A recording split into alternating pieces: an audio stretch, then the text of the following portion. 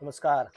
आता आपण गुढीपाडव्याच्या मुहूर्तावर सुरणाची लागवड करणार आहोत. यावर्षी सुरणाला जे कोंब येतात ते लवकर आलेले आहेत, त्यामुळे नेहमी आपण अक्षय तृतीयेला लागवड करतो.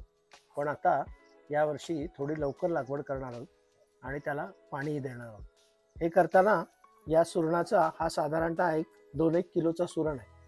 त्याचे 4 भाग करतो आणि पाव किलो म्हणजे जितका कमी भाग असेल तेवढा तो वाढीला चांगला होतो, त्यामुळे त्याप्रमाणे आपण भाग करतो.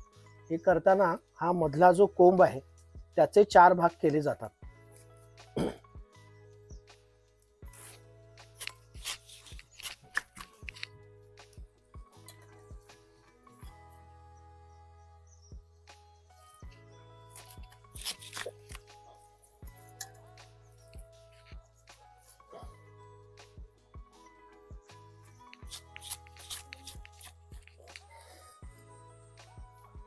हा कोंब तुटला तरी परत यायची प्रक्रिया सुरू होते.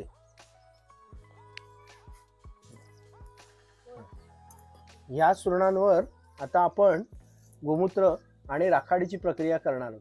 आधी गोमूत्रामध्ये बुडवून घेणार आणि मग राखाडी लावून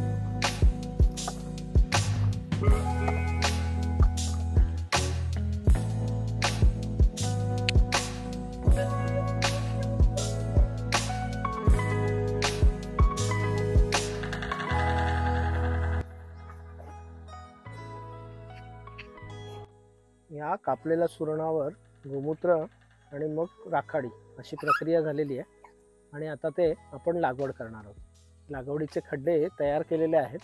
त्याच्यामध्ये पालापाचोळा, भाताचा तूस आणि शेणखत असं टाकलेलं आहे आणि मग त्याला नंतर आपण बोनमील आणि निमपेंड असं वरतून नंतर टाकणार आहोत. आणि पाण्याच्या व्यवस्थेकरता त्याला आपण सुटं पाणी देणार आहोत, जे 1-4 दिवसांनी त्याला पाणी आपण रेग्युलर देणार आहोत.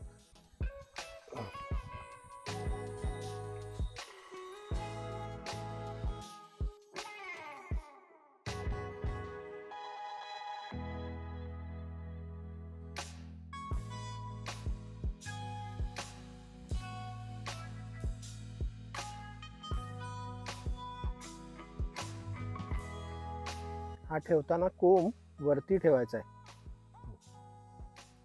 कितम जरा त्या बाजूला घे ना. हां बस, हां बरोबर आहे, बरोबर. बस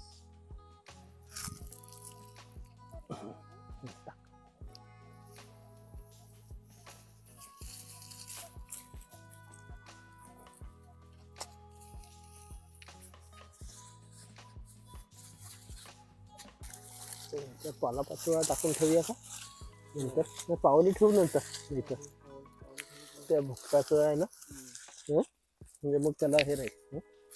या सुरणाला इथे पालापाचोळा टाकला आहे, त्यामुळे पाणी टाकल्यावर थंडावा राहतो.